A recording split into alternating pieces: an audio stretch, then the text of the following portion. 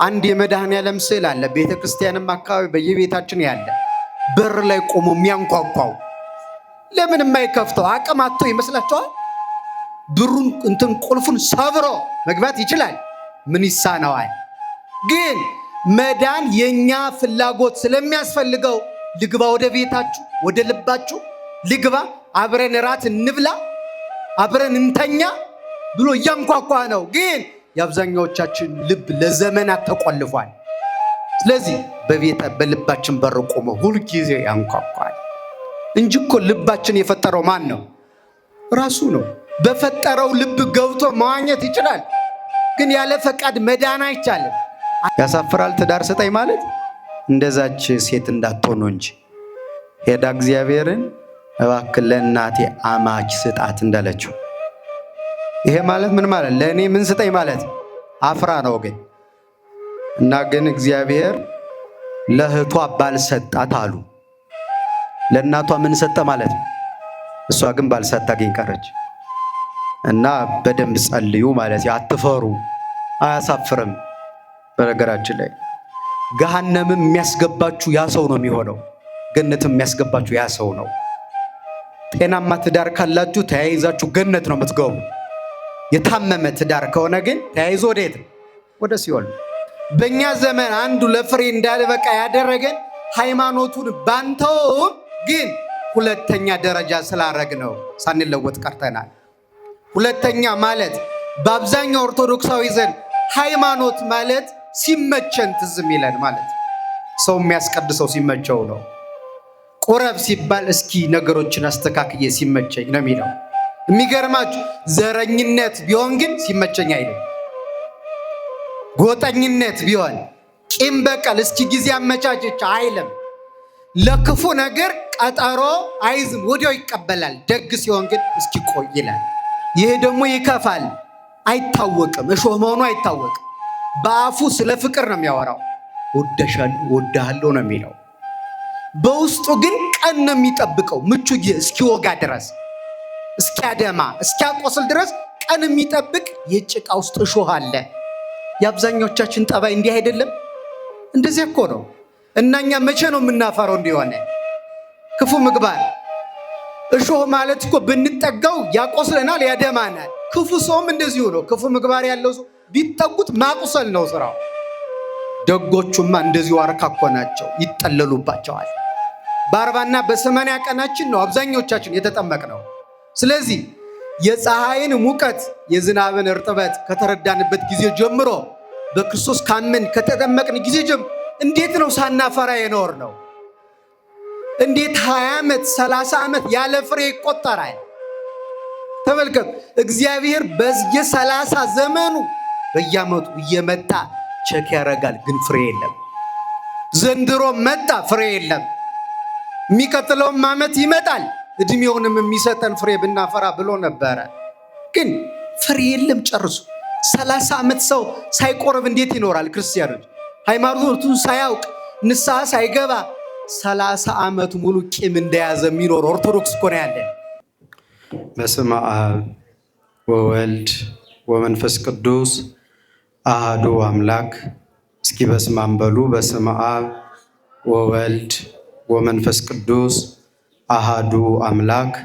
በስመ አብ ወወልድ ወመንፈስ ቅዱስ አሃዱ አምላክ አሜን። ይትባረክ እግዚአብሔር አምላከ እስራኤል ዘአብጽሐነ እስከ ዛቲ ሰዓት በሀብቱ ስቦ በረድኤቱ አቅርቦ በቸርነቱ ጠብቆ ከመዓቱ ሰውሮ ይቅርታውን አብዝቶ በዚህ ቅዱስ ስፍራ የሰበሰበን የቅዱሳን አባቶቻችን አምላክ ልዑል እግዚአብሔር ስለማይነገር ስጦታው ሁሉ ስሙ ለዘለዓለም የተመሰገነ ይሁን። ለቃል ርደት ለሥጋ እርገት ምክንያት የሆነች የባሕርያችን መመኪያ እማ አምላክ ወላዲተ አምላክ ክብርና ምስጋና ይድረሳት። በጸና ሃይማኖት በቀና ምግባር የተጓዙ ቅዱሳን ሁሉ ክብርና ምስጋና ይድረሳቸው። ለእናንተም እንዲገባችሁ ክቡራን አባቶቻችን በየማዕረጋችሁ፣ ክቡር ወንድማችን ዘማሪ ከብሮም፣ አገልጋዮች በጠቅላላ መዘምራን፣ አባቶቼ፣ እናቶቼ፣ ወንድሞቼና እህቶቼ በአምላካችን ፍጹም ሰላም እንደምንሰነበታችሁ፣ እንደምን አላችሁ? እንኳን አደረሳችሁ። አሜን። አምላካችን በምህረቱ ብዛት ጠብቆ ከመዓቱም ሰውሮ በማይቆጠር ምህረቱ ጎብኝቶ ለዚች የተወደደች ቀን ስላበቃን ስሙ በሰማይ በመላእክት በምድር በደቂቀ አዳም ለዘለዓለሙ የከበረና የተመሰገነ ይሁን። እንደ እግዚአብሔር ቅዱስ ፈቃድ ለሚቀሩን ጥቂት ደቂቃዎች የእግዚአብሔርን ቃል እንማራለን። በማስተዋል ሆነ እንድናዳምጥ በሰማነው እንድንጠቀምበት ለፍርድ እንዳይሆንብን መድኃኔዓለም በቸርነቱ ይጠብቃል። የማቴዎስ ወንጌል ምዕራፍ 13 ቁጥር 7 ያለውን ቃል መነሻ እናደርጋለን። በእሾህ መካከል የወደቀ ዘር አለ በሚል ኃይለ ቃል ነው የምንማረው። እስኪ በሉ በእሾህ መካከል የወደቀ ዘር አለ። እንደምታውቁት አሁን የያዝነው ወቅት የዘር ወቅት ይባላል። በሀገራችንም በገጠሩ ገበሬው ዘር የሚዘራበት ወቅት ነው። ቤተ ክርስቲያናችንም ከወቅቱ ጋራ የተገናኘ ትምህርት ስለምታስተምር በበጋ ወቅት የምታስተምረው ትምህርትና በክረምት ጊዜ የምታስተምረው ትምህርት ይለያል። በጠዋቱም ወንጌል እንደሰማችሁት ዘመነ ክረምት ከሰኔ 26 እስከ መስከረም 25 ያለው ጊዜ ስለሆነ ከዚህ በኋላ ስለ መብረቁ፣ ስለ ደመናው፣ ስለ ዘሩ፣ ስለ ፍሬው፣ ስለ ቡቃያው፣ ስለ እያንዳንዱ ነገር በዝርዝር ከኛ ሕይወት ጋር እያገናኘች የምታስተምርበት ጊዜ ነው።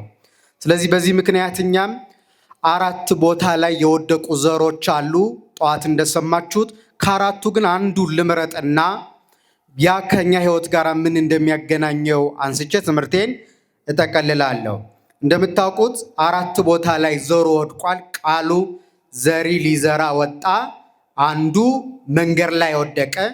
አንዱ አፈር የሌለበት ጭንጫ ወይም አለት አካባቢ ወደቀ። አንዱ እሾህ መካከል ወደቀ። አንዱ ደግሞ መልካም መሬት ላይ ወደቀ። ከነዚህ ከአራቱ ሁሉ ፍሬ ያፈራውና ሰው ለሚበላው ሰው ለሚጸናበት የደረሰው መልካም መሬት ላይ የወደቀው ነው። መንገድ ላይ የተዘራውን ወፍ ለቅሞ በላው። አፈር የሌለበት ቦታ ላይ የተዘራው ደግሞ ለጊዜው በቀለ፣ ግን ስር ስለሌለው ፀሐይ ሲወጣ ጠወለገ እና ደረቀ፣ ወደቀ፣ ለፍሬ ሳይበቃ ቀረ። ሶስተኛው እኛ ዛሬ የምንማረው በእሾህ መካከል የወደቀ ነው። ለጊዜው አደገ፣ ግን ለፍሬ እንዳይበቃ እሾሁ አንቆ አስቀረው እና የመጨረሻው ግን በመልካም መሬት ላይ ስለተዘራ 30፣ 60፣ 100 ያማረ ፍሬ አፈራ። በቀሪ ዘመናችን መድኃኔዓለም መልካም ፍሬ እንዳፈራው መሬት እንዲያደርገን ቅዱስ ፈቃዱ ይሆንልን። የተወደዳችሁ ክርስቲያኖች፣ ይሄ መሬት የተባለው የሰው ልቡና ነው፣ የኛ ልቡና ነው። ያንዳንዱ መንገድ የሆነ ልብ ያለው ሰው አለ። መንገድ ማለት የፈለገ የሚረግጠው ማለት ነው። ያንዳንዱን ጥንቁልና፣ ያንዳንዱን ኑፋቄ፣ ያንዳንዱን ፖለቲካ፣ ያንዳንዱን ክፋት የፈለገ ብቻ በዓለም ያለ ዓለማዊነትን ጨምሮ የእሱን ልብ የማይረማመድበት አካል የለም። በዚህ ምክንያት እንደምታውቁት መንገድ ላይ የወደቀ ዘር ደግሞ የሰው መመላለሻ ስለሆነ መንገዱ ምን ይሆናል? ይረገጣል። ከዚያ ደግሞ ወፍ ለቅሞ ይበላዋል። የእኛም ልብ የፈለገ በነገራችን ላይ የእኛ ልብ የክርስቶስ ገንዘብ ነው። የማን ገንዘብ ነው? ስለዚህ ማንም እንደፈለገ ሊጫወትበት አይገባም። ማንም የፈለገ ሊዘራበት። ያንዳንዱ ልብ ዘረኝነት ተዘርቶበታል። ያንዳንዱ ቂም፣ ያንዳንዱ በቀል፣ ያንዳንዱ ክፋት፣ ያንዳንዱ ተንኮል ተዘርቶበታል። የኛ ልብ ግን የክርስቶስ ነው። ይሄ ሁሉ ዘር ሊዘራበት አይገባም ነበረ።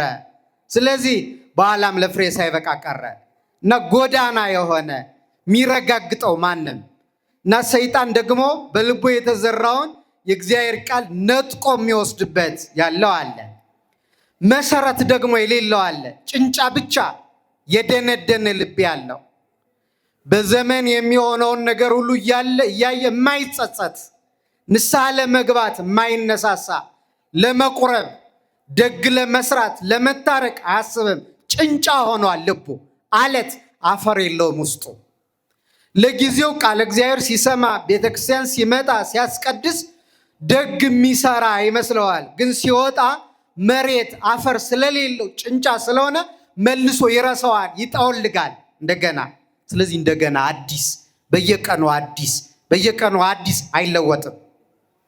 ሶስተኛው መልካም መሬት ያለው የታወቀ ነው፣ ቅድም ነግሬያችሁ። የዛሬ ትምህርታችን ግን እሾህ መካከል የወደቀው ነው። እሱ ደግሞ ለማፍራት ይፈልጋል፣ ይበቅላልም ጭምር። ቅዳሴ ሲያስቀድስ፣ ጉባኤ ሲማር፣ ገዳማት ሲሳለም ፍሬ ለማፍራት ወደ መንፈስ ፍሬ ለመምጣት የሃይማኖት፣ የትዕግስት፣ የሰላም፣ የፍቅር፣ ራስን የመግዛት ፍሬ ለማፍራት ፍላጎት አለው። ግን በዓለም ሲኖር ለፍሬ እንዳይበቃ አንቀው የሚያስቀሩት እሾሆች አሉበት። እነሱ ምንድናቸው የሚለው እንደምናየው የተወደዳቸው የእግዚአብሔር ቤተሰቦች፣ በዚህ ትምህርታችን ውስጥ 4 መሰረታዊ ክርስቲያኖችን አንቀው የሚያስቀሩ እሾሆች አሉ። እንዳያፈሩ፣ ወደ እግዚአብሔር በፍጹም ልባቸው እንዳይቀርቡ፣ በመንፈሳዊ ሕይወታቸው እንዳይለወጡ የሚያደርጉ 4 ብዙ ናቸው፣ ግን ዋናዎቹ 4 ናቸው። ስንት ናቸው? 4 ናቸው። የመጀመሪያው ክርስቲያኖች ክህደት ይባላል። ሃይማኖት መለወጥ፣ ከአንድነት ከሶስትነቱ ከእግዚአብሔር መውጣት፣ ቤተክርስቲያን ከምታስተምረው አስተምሮ ፈቀቅ ማለት፣ በማወቅም ባለማወቅም። ይህ እሾህ ይባላል፣ ክህደት ይባላል። ሰው ልቡ በክህደት እሾህ ከተወጋ መዳኛ የለውም። ለዚህ ነው ቤተክርስቲያን በየጊዜው በሃይማኖት ጽኑ የምትለው። በምን ጽኑ? መጽናት ይገባል። የቀደሙት አባቶቻችን ለኛ የገለጡትን ለቅዱሳን አንድ ጊዜ የተሰጠ ሃይማኖት አለን። ያን ይዞ እስከ መጨረሻይቱ ሕቅታ ድረስ መጽናት ይገባል።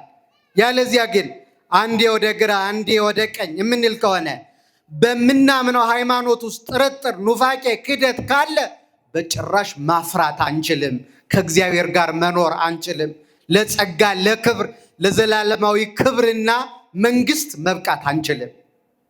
መድኃኔዓለም በቸርነቱ በሃይማኖት ያጽናል።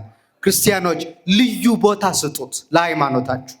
ከሁሉም የሚበልጠው ሃይማኖት ነው። በእኛ ዘመን አንዱ ለፍሬ እንዳልበቃ ያደረገን ሃይማኖቱን ባንተውም ግን ሁለተኛ ደረጃ ስላረግነው ሳንለወጥ ቀርተናል። ሁለተኛ ማለት በአብዛኛው ኦርቶዶክሳዊ ዘንድ ሃይማኖት ማለት ሲመቸን ትዝ የሚለን ማለት ሰው የሚያስቀድሰው ሲመቸው ነው። ቁረብ ሲባል እስኪ ነገሮችን አስተካክዬ ሲመቸኝ ነው የሚለው። የሚገርማችሁ ዘረኝነት ቢሆን ግን ሲመቸኝ አይልም። ጎጠኝነት ቢሆን፣ ቂም በቀል እስኪ ጊዜ አመቻቸች አይልም። ለክፉ ነገር ቀጠሮ አይዝም፣ ወዲያው ይቀበላል። ደግ ሲሆን ግን እስኪ ቆይ ይላል። አያችሁ፣ ፍሬ እንዳናፈራ አደረገን። ከሁሉ ግን መቅደም ያለበት ሃይማኖት ነው። ለምን መሰላችሁ ይሄን እምላችሁ? በዚህ ዓለም ያሉ ነገሮች በሙሉ ያልፋሉ። የማያልፈው የኛ ምንድነው ካላችሁኝ፣ ከስላሴ የተወለድነው ልደት ግን ማብቂያ የለውም። በዚህ ልደታችን ሞት የለብንም። አባታችን የማይሞት ስለሆነ እኛም አንሞትም። አባታችን ከስልጣኑ የሚሻር ስላልሆነ የንጉስ ልጆች ነን። ቅዱስ ጴጥሮስም ይላል የንጉስ ካህናት፣ የንጉስ አገልጋዮች ይላል። በመንግስቱ ሽረት የለበት። አባታችን ዘላለማዊ ንጉስ ነው። ልዩ አባት ነው። በጥምቀት በንስሐ በቁርባን ወልዶናል። ስለዚህ ይህን ሃይማኖት ማንደራደርበት፣ የምንወደው፣ ዋጋ የምንከፍልበት፣ ሌላ ሁሉ ተራ ነው፣ እኔ ከሃይማኖቱ የሚበልጥብኝ የለም ማለት እስካልቻልን ድረስ ለፍሬ መብቃት አንችልም ክርስቲያኖች።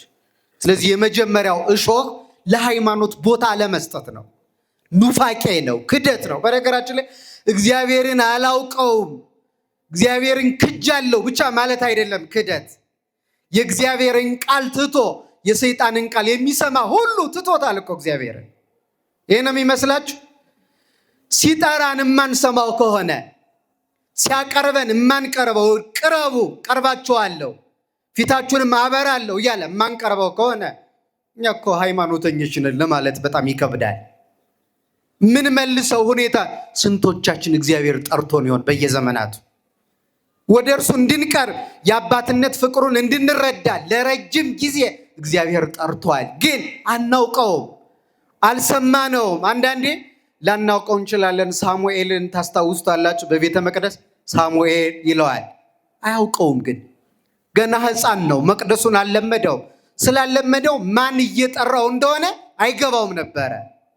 እንደዚህ አይነት ሰዎች አለን በመቅደሱ፣ በካህናት በኩል፣ በመምህራን በኩል፣ በደግ ሰዎች በኩል፣ በስነ ፍጥረት በኩል እግዚአብሔር ይጠራል፣ ግን አይገባንም።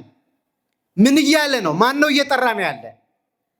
ይህን ሁሉ ለጥሪው በጎ ምላሽ እስካልሰጠን ድረስ ለሃይማኖታችን ቦታ ሰጥተናል አይባልም።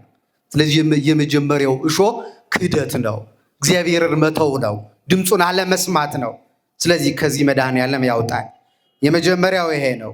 ይህንን ሊቁ ቅዱስ ዮሐንስ አፈወርቅ በሃይማኖተ አበው ምዕራፍ 68 ላይ እንደዚህ ይላል። አሕዛብ ነሱ ጽጌረዳ ወሶኩሰ ተርፈ በሃበ አይሁድ ይላል። አሕዛብ ጽጌረዳውን ወሰዱ ይላል። ጽጌረዳ የተባለው ሃይማኖት ነው። ወሶኩሰ ተርፈ በሃበ አይሁድ ይላል። እሾሁ ግን በአይሁድ ዘንድ ቀረ ይላል። ጽጌረዳውን አሕዛብ ወሰዱት፣ እሾሁ ግን በአይሁድ ቀረ ማለት አሕዛብ ክርስቶስን አምላካችን ነው፣ መድኃኒታችን፣ አዳኛችን ነው፣ ፈዋሻችን ነው ብለው ተቀበሉት፣ እኛን ጨምሮ። ከእስራኤል ውጭ ያለው በሙሉ አሕዛብ ነው የሚባለው፣ ትንቢት ያልተነገረለት ሱባኤ ያልተቆጠረለት ስለሆነ እነሱ አይሁድ ነው የሚባሉት። ከሱ ውጭ ያለው ግን አሕዛብ ነው የሚባል። ከእስራኤል ውጭ ያለው ዓለም በሙሉ ክርስቶስን አምላኬ፣ መድኃኒቴ፣ ፈጣሪ፣ ጌታዬ ብሎ ተቀበለ። አይሁድ ግን የዮሴፍ ልጅ ነው ብለው ቀሩ። ይህ ምን ይባላል? እሾህ ይባላል። ይሄ የአብ የባሕሪ ልጅ አይደለም። ከመቤታችን በድንግልና ተጸንሶ በድንግልና አልተወለደም። ዓለምን አላዳነም። የባሕሪ አምላክ አይደለም ማለት እሾህ ነው። ከእንዲህ ያለ ትምህርት ይሰውረን፣ እንዳናፈራ ሰቅዞ ሚስ ስለሆነ። በነገራችን ላይ የሰውን ሕሊና ጨልጦ ገርኝቶ ከእግዚአብሔር ኅብረትና አንድነትና መንግስት ከሚያወጡ ዋናው ጉዳይ ከሃይማኖት መውጣት ነው። አበው ምን ይላሉ? ውስተ ጽልመት ወጸላሎተ ሞት የሚለውን ቃል ሲናገሩ የጨለማና የጨለማ ጥላ የሚሉት ነገር አለ። ምን ማለት ነው? አሁን ማታ ላይ ጨለማ ሲመጣ ከዚያ ቀጥሎ ደግሞ በጨለማው ላይ ዛፍ ካለ ወይም ገደል ካለ የዛፉና የገደሉ ጥላ ማለት ነው ሲጨመርበት በጨለማው ላይ ጨለማው ድቅድቅ ይሆናል፣ ጨርሶ የማይታይ ማለት። ሰው ኃጢአት ሊሰራ ይችላል፣ ተንኮል ሊሰራ ይችላል፣ ክፋት ሊሰራ ይችላል። በዚህ ላይ ግን ጥርጥርና ኑፋቄ ከጨመረበት የገደል ጥላ እንደመጨመር ስለሆነ ፍዳው ይጸናል። ወደ እግዚአብሔር ኅብረት ለመመለስ ፈጽሞ አቅም ያጣል። ይሄ ሰው ሃይማኖት ትልቅ ነገር ነው። ክርስቲያኖች እስካሁን ያጸናን አምላክ እኛም በቀሪ ጊዜያችን ለሃይማኖታችን አሁን ታያላችሁ። ሃይማኖቱን ለማወቅ በእኛ ዘመን ሰው ምን ያህል ይጠራል? ምን ያህል ትጥራላችሁ? አሁን እዚህ ውስጥ ተማሪዎች አላችሁ። በእርግጠኝነት አንድ ሰው 12 ዓመት ይማራል። ይማራል አይማርም? ደህና ናቸው ግን አይማርም። ከዛ ዩኒቨርሲቲ ይገባል። በትንሹ ዩኒቨርሲቲ ስንት ዓመት ነው? 4 ወይም 5 አይደለ? እሺ በ4 እንያዘው። 12 ሲደመር 4 ስንት ነው? 16 አይደለም? ከዚያ ድንገት ደግሞ ማስተርስ ልማር ካለ 2 ዓመት፣ አሁን ወደ 4 ዓመት ይሁን እየተባለ 2 እንኳን ብንጨምር 18። ፒኤችዲ ሊማር ቢል ደግሞ 4 ዓመት ስንት? 22 ዓመት። ተመልከቱ። አንድ ሰው ባለው ጠቅላላ ላይፍ ኤክስፔክታንሲ የሚሉት የህይወት ቆይታ በአቨሬጅ በዓለም በተለኛ አፍሪካውያን ስንት ዓመት የምንኖር ይመስላችኋል? ረጅም ዘመን እንኖራለን? ወደ 48 ወደ 50 ዓመት በአቨሬጅ ነው የሚኖረው። ተመልከቱ። ከ50 22 ቀንሱ፣ ስንት ይቀራል? ቁጥር ላይ በመስኮት ነው የተማራችሁ አይደለም? ጠረጠርኳችሁ። 28 እግዚአብሔር ፈቅዶለት ቀሪ 28 ዓመት በምድር ለመኖር 22 ዓመት ተማረ። ተመልከቱ። ይህ ከሆነ ደግሞ የሰው ልጅ ክርስቲያኖች ከሞቱ በኋላ በዘላለማዊ ሕይወት ምን ያህል ዓመት ይኖራሉ? ለዘላለሙ ጊዜ መቆጠር ያቆማል።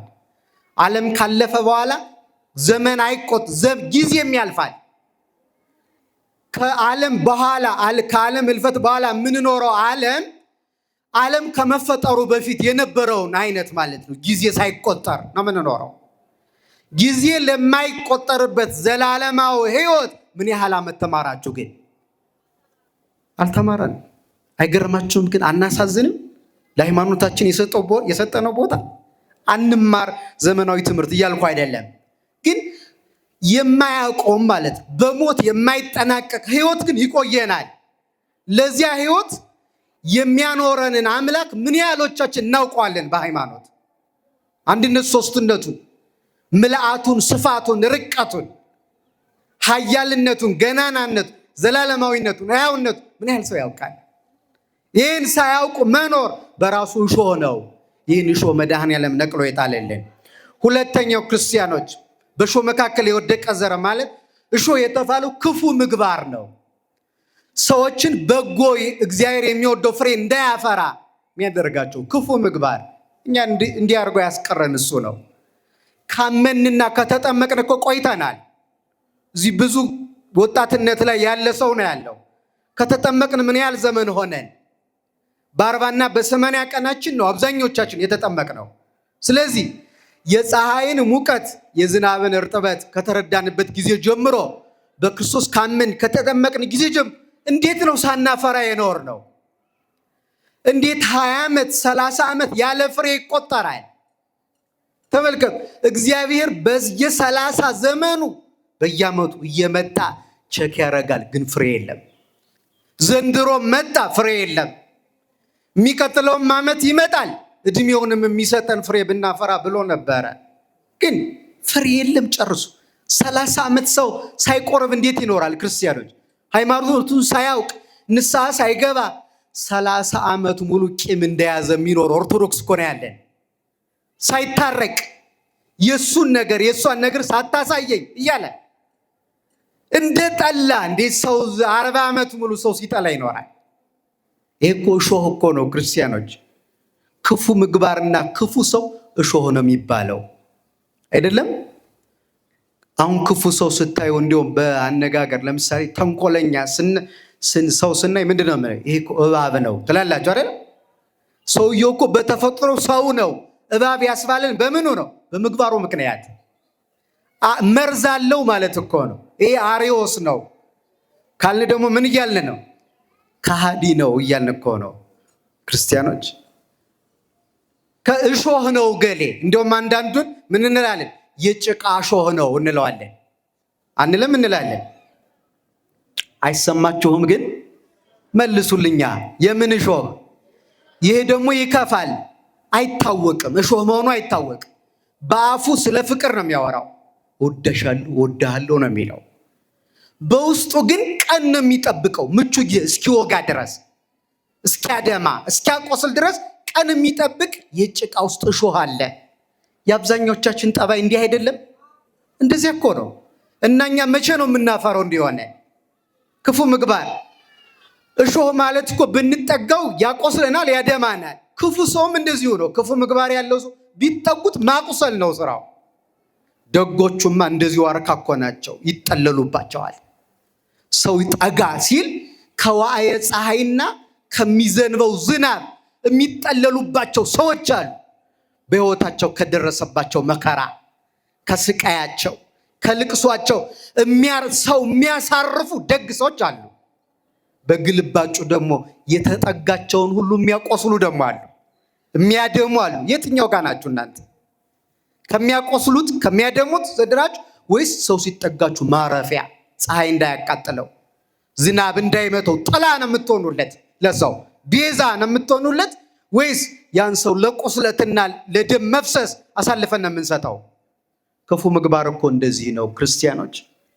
በእኛ ምክንያት ስንቱ ቆስሎ ይሆን? እስኪ ቁጠሩት ወደኋላተም። በእኛ ምክንያት ስንቱ ደምቶ፣ በእኛ ምክንያት ስንቱ ልቡ ተሰብሮ ይሆን?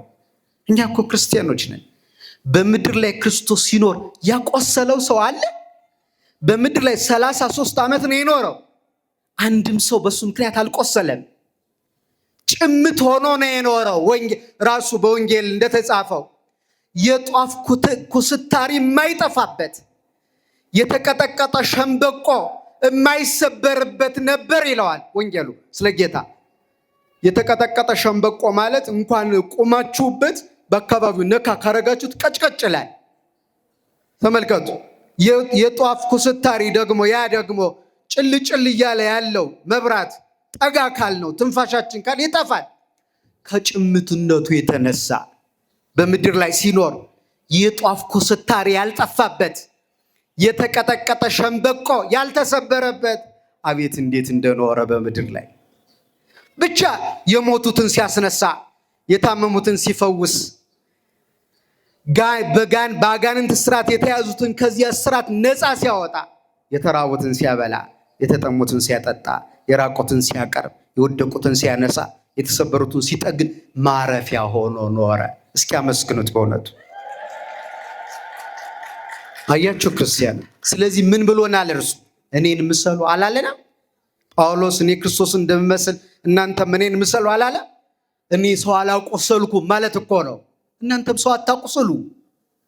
እኔ አላደማውም ሰው እንዲሁም ደማልን እንጂ ቆሰለልን እንጂ። ነቢዩ እንዳለ በመገረፉ ቁስል ተፈውሳችኋል እኮ ነው ያለ።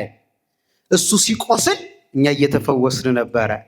እሱ መስቀል ተሸክሞ ሲወድቅ እኛ እየተነሳን፣ እሱ ሲርበው እኛ እየጠገብን፣ እሱ ሲጠማው ተጠማው ሲል እኛ እየረካን፣ እሱ ልብሱን ገፈው እርቃኑን ሲያስቀሩት እኛ የብርሃን ልብስ እየተጎናጸፍን ነው የነበረው። አይገርማችሁ? ተቃራኒ እንዲያሆነ እንድንኖር ማን ይርዳል? እግዚአብሔር ይርዳል። እኛም ግን ፍላጎት ሊኖረን ይገባል። ካልፈለግን አናገኝም። በነገራችን ላይ ለዚህ እኮ ነው ጌታ በወንጌል ወደዚህ ዓለም መጥቶ ሊድኑ ይፈልጉ የነበሩ ሰዎችን በሙሉ ጠይቆ ነው ልትድን ትወዳለህ ይል ነበር። ፍላጎት ከሌለን እንዴት ያደነናል? አንድ የመድኃኔዓለም ስዕል አለ ቤተ ክርስቲያንም አካባቢ በየቤታችን ያለ በር ላይ ቆሞ የሚያንኳኳው ለምን የማይከፍተው አቅም አጥቶ ይመስላችኋል?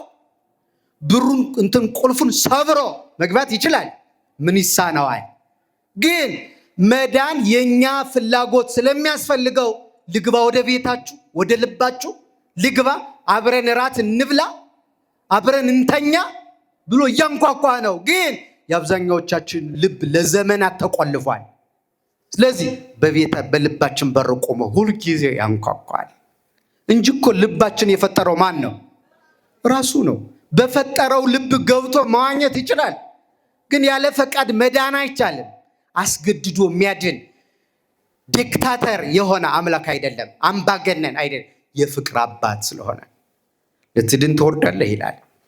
እና ክፋት ወይም ክፉ ሰው ክፉ ምግባር እሾህ ይባላል። ለዚህ እኮ ነው ሰው ሲበድል ኃጢአት ሲሰራ ወደ ክፋት ሲቀርብ የመጀመሪያው ሰው አዳም እርግማኑ ምን ነበር? እሾህና አሜከላ ምን ይበለብህ? ይብቀልብህ። እሾህ የተባለ እኮ ኃጢአት እኮ ነው። ክፉ ምኞት እኮ ነው። የረከሰ ኃጢአትና ፍላጎት እሱ ይብቀልብህ እኮ ነው ያለው። ሰውነቱ ላይ የበቀሉት እሾሆች እነሱ ናቸው። በምን መጡ? በክፋት ምክንያት፣ ትእዛዝን በመተላለፍ ምክንያት።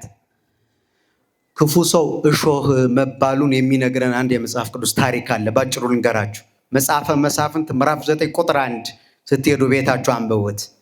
ጌዲዮን የሚባል እስራኤልን ከጠላቶቻቸው ነፃ እንዲያወጣ እግዚአብሔር የጠራው ሰው ነበረ።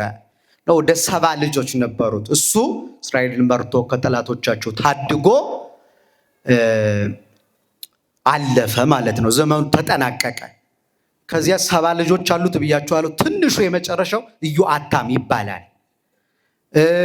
ሌላው ደግሞ አንዱ ልጁ በተለይ በእናት ወንድሞቹን የማይገናኛቸው፣ በእናት አይገናኙም ከአቤሜሌክ ጋር።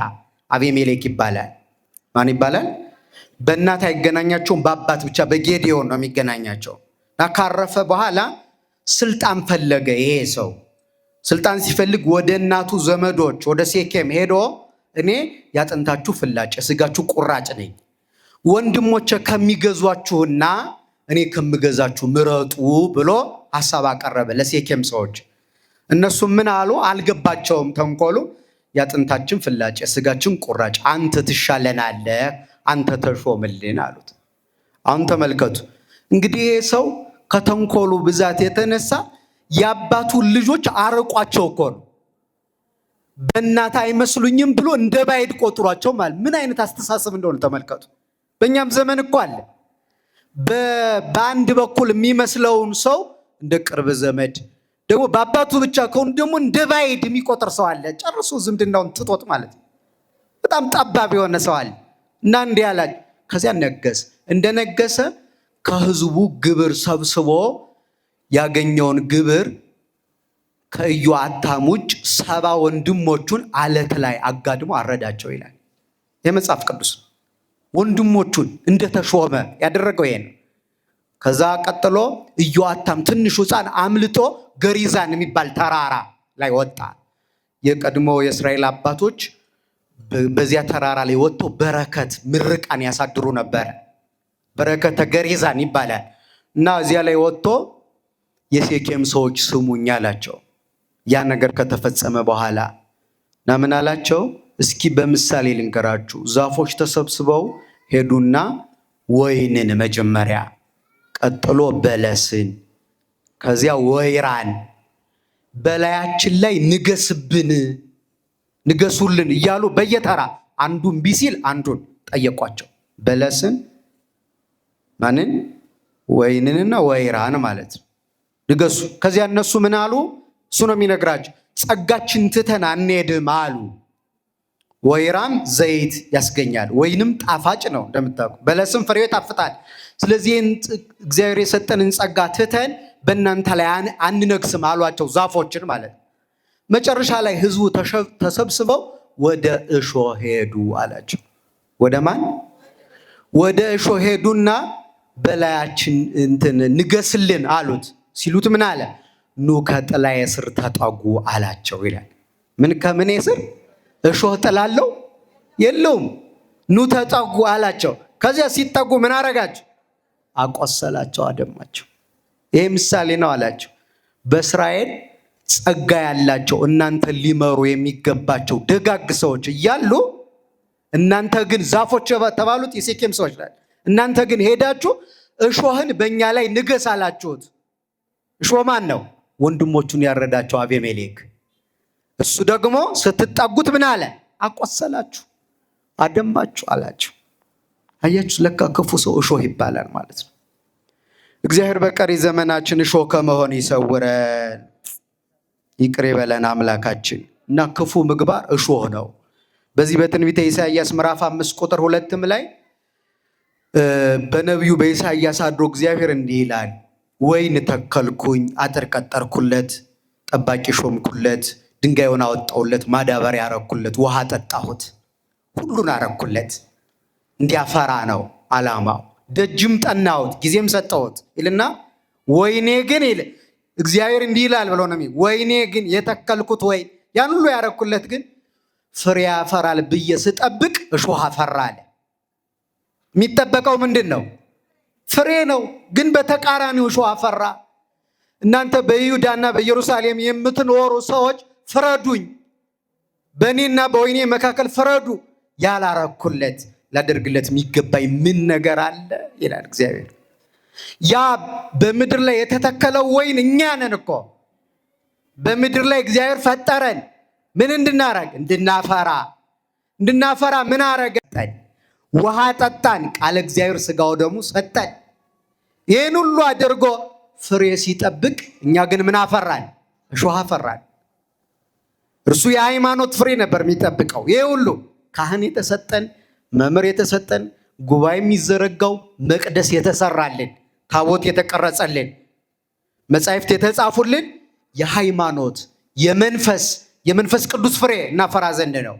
ግን በተቃራኒው እኛ የሥጋ ፍሬ ያፈራል። እኛ ልብ ውስጥ የበቀለው ትዕግስት አይደለም። አብዛኛው ሰው ትዕግስት የለውም። ፍቅር አይደለም፣ ጥላቻ ነው የአብዛኞቻችን ልብ። ራስን መግዛት አይደለም፣ ዝም ብሎ በልቅ መኖር፣ ያገኙትን መብላት፣ ያገኙትን መጠጣት፣ እንዳገኙ መተኛት፣ እንዳገኙ መናገር፣ ልቅ የሆነ ነገር እንዲህ አፈራን። ይህ ሁሉ ይጎዳል፣ ከእግዚአብሔር መንግስት ያወጣልና ክርስቲያኖች ይህን ክፉ ማንነታችን አውልቀን እንድንጥለው እግዚአብሔር በቸርነቱ ይርዳል። ሶስተኛ የእግዚአብሔር ስጦታ። ይሄ ትንሽ ሊያስደነግጣችሁ ይችላል። ልብ ብላችሁ ስሙኝ። አሁን እንዲያው የእግዚአብሔር ስጦታ በጎ ነው ክፉ ነው? ደህና መሻችሁ። መልሱልኝ እንጂ መምህርና የተማሪ እናርገው ብዬ ነው። ከተራ ዝም ብሎ ስብከት እኔ ብቻ እየተናገሩ ከመሄድ ብዬ። የእግዚአብሔር ስጦታ በጎ ነው ክፉ ነው? እግዚአብሔር የሚሰጠን ስጦታ ሁሉ ምንድን ነው? በጎ ነው፣ መልካም ነው። ከእርሱ ዘንድ ክፉ የለም ይታወቃል። ግን የሚደንቃችሁ ለአብዛኛዎቻችን ግን እግዚአብሔር የሰጠን ስጦታ ክፉ ሆኖብን እሾህ ሆኖ አንቆ አስቀርቶን ከእግዚአብሔር ለይቶናል። ለምሳሌ እግዚአብሔር ምን ሰጥቶናል? ጤና አልሰጠም? ለአንዳንዱ ስልጣን ሰጥቷል፣ ለአንዳንዱ ሀብት፣ ለአንዳንዱ መልክ። በእርግጥ መልክ እገሌ ክፉ ነው፣ እገሌ ቆንጆ ነው፣ እገሌ መልከ ጥፉ ነው እንላለን እንጂ የሰው መልኩ ፍቅር ነው። ክርስቲያኖች አሁን ለምሳሌ ከመካከላችን በሰውኛ አነጋገር ወንዱም ቢሆን ሴቱ አፍንጫው ሰልከክ ያለ ቁመቱ ረጅም መልከ መልካም የምንለው አይነት ሰው ቢኖር እና ተንኮለኛ፣ ነገረኛ፣ ሴረኛ ካሆነ በምድር ላይ እንደሱ ያለ መልከ ጥፉ የለም። ከመካከላችሁ ቆንጆ የምትባል ሴት ልትኖር ትችላለች። ረጅም ቀይ ዓለም የሚሰጠው አለ አይደል መስፈርት፣ ፀጉሯ ረጅም ምናምን ብትሆን ግን ነገረኛ፣ ሰላም የሌላት እግዚአብሔርን የማታውቅ ብትሆን ይቺ በዓለም ላይ የመጨረሻዋ መልከ ጥፉ ይቺ ሴት ናት። ዮሐንስ አፈወርቅ የተባለ ቤተክርስቲያን አባት የሰው መልኩ ፍቅሩ ነው የሚለው። የሰው ሀገሩ ምን እንላለን? ምግባሩ እንደምንለው የሰው መልኩ ፍቅሩ ነው። ፍቅር ከሌለው መልኩ ይጠፋል።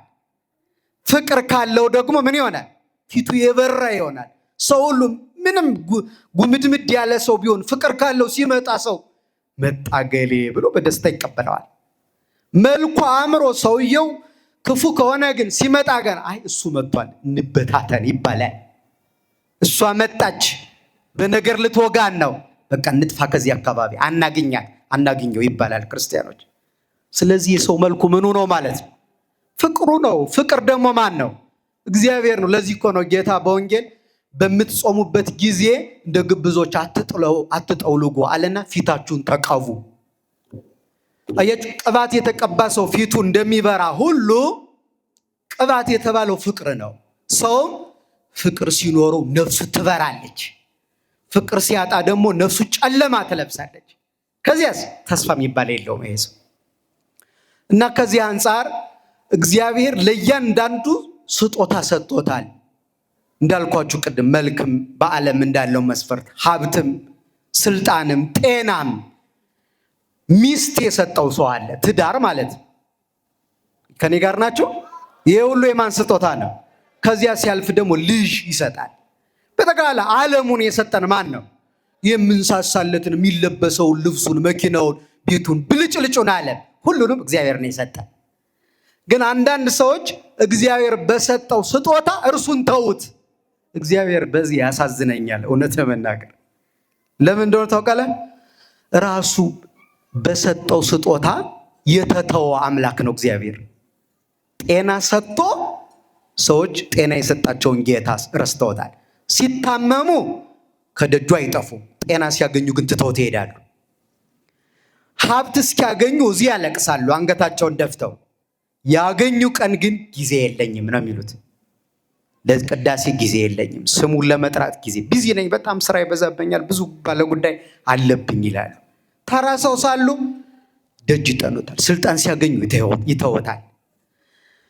ትዳር ሳይዙ በላጤነት እያሉ ሴቶቹም ወንዶቹም ደጅ ይጠኑታል። እባክህ ትዳር ስጠኝ ይላሉ። እንላለን አንልም? ምን ነው ብዙዎቻችሁ አፈራችሁስ?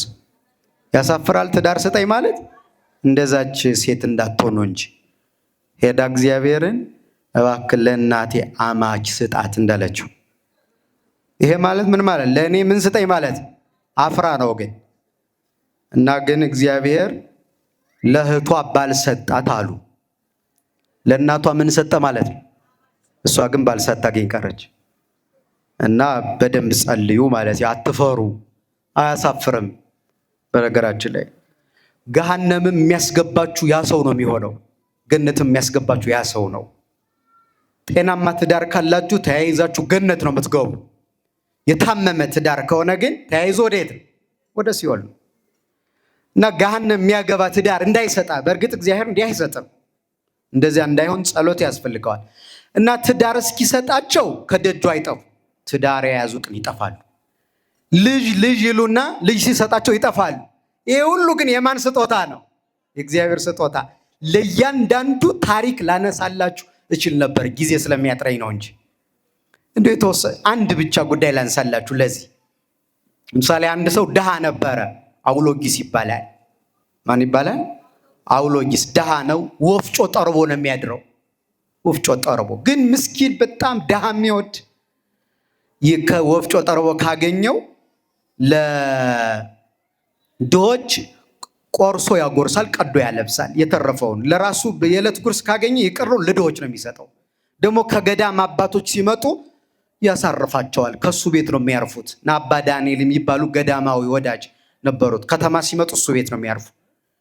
እና ግን ሲያዩት ድሃ ይወዳል፣ ለድሃ ያዝናል። ግን እሱ ምስኪን ነው፣ ካለችው ነው የሚያካፍል። እና እግዚአብሔር እንዲህ ብለው ለመኑለት፣ ለንፉግ ሰው ሀብት ከምትሰጥ ለዚህ ድሃ ብትሰጠው፣ በድህነቱ ድሆችን ካረሳ ሀብት ቢያገኝ ምን ያህሉን ይጎበኛቸው ይሆን ብሎ ለመነለት። የቅዱሳንን ጸሎት እግዚአብሔር ስለሚሰማ ይህን ሰው እኔ እኮ ሀብት ልሰጠው ነበር ግን ይተወኛል አለ እግዚአብሔር። ምን ይለኛል? እኔን ከሚያጣ ምኑን ቢያጣ ይሻለዋል? ሀብቱን።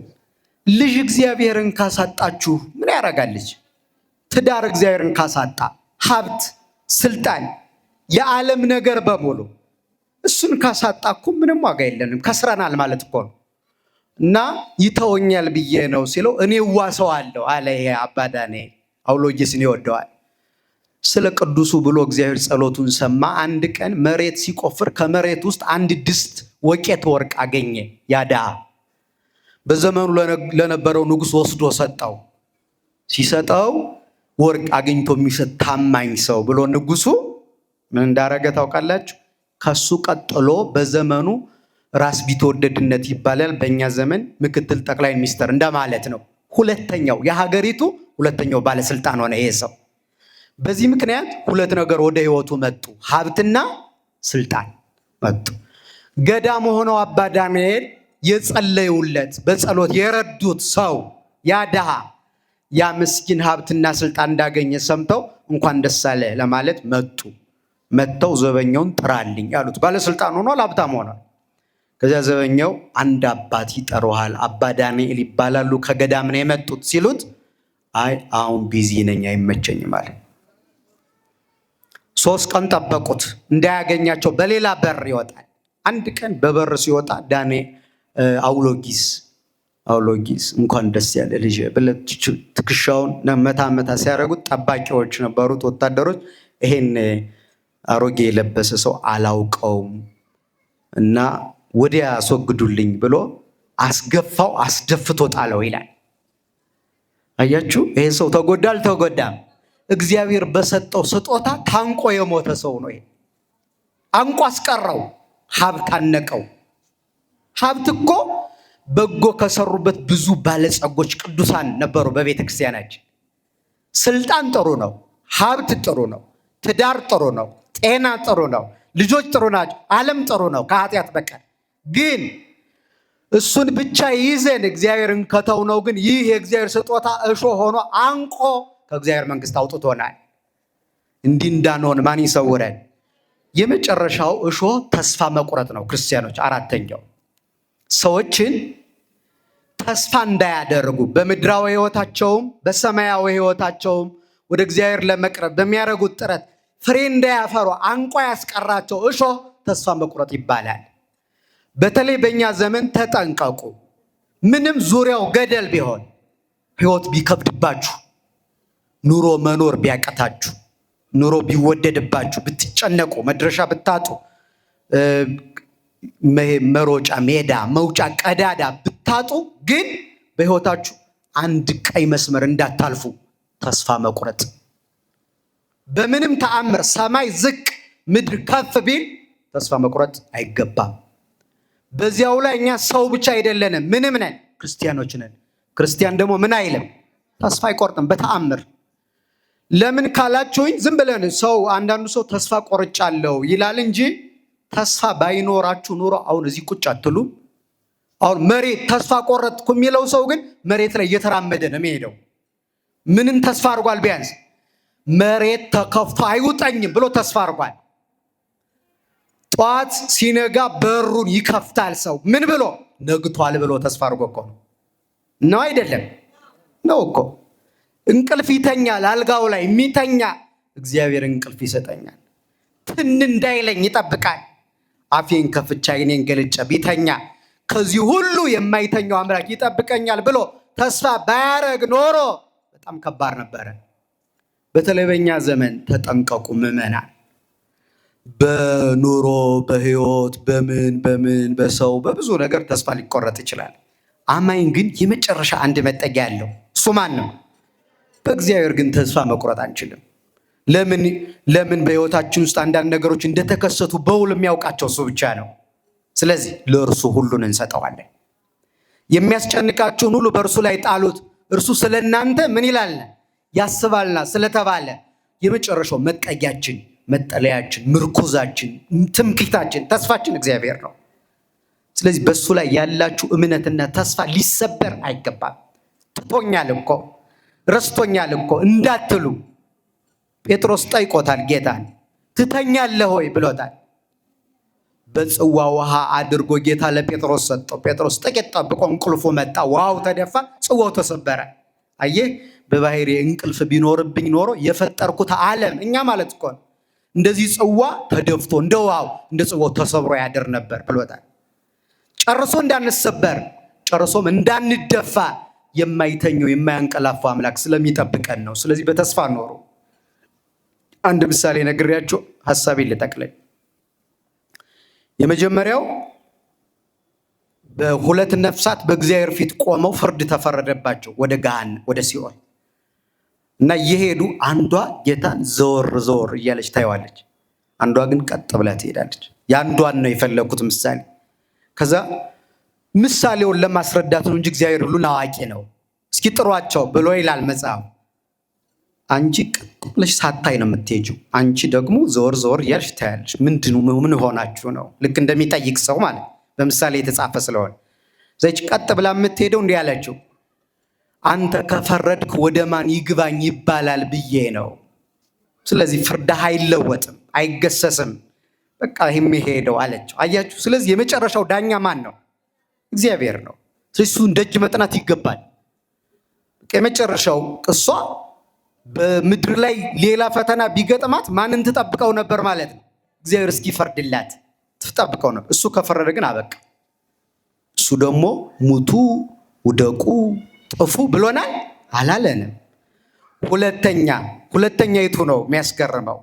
ዘወር ብለሽ የምታይ ለምንድን ነው አላት። አትጨክንብኝም ብዬ ነው አለችው። ፈራጅ ብቻ አይደለም እግዚአብሔር፣ መሐሪም ጭምር ነው። ሁለቱንም መልሳችሁ ወደ ገነት አስገቧቸዋል ይላል በእውነቱ። ስለዚህ ክርስቲያኖች በቀሪ ዘመናችን ተስፋችን በእግዚአብሔር ላይ ይሁን። በሃይማኖት ጽኑ፣ ምግባራችሁን አስተካክሉ። እግዚአብሔር በሰጣችሁ ስጦታ እርሱን ራሱን አትዘንጉት፣ አትተውት፣ ተስፋ አድርጉ። ይህን አድርገን በምድርም በሰማይም ከብረን ለመንግስቱ ለርስቱ እንድንበቃ የቅዱሳን አምላክ እግዚአብሔር ይርዳን። እግዚአብሔር ይስጥልኝ።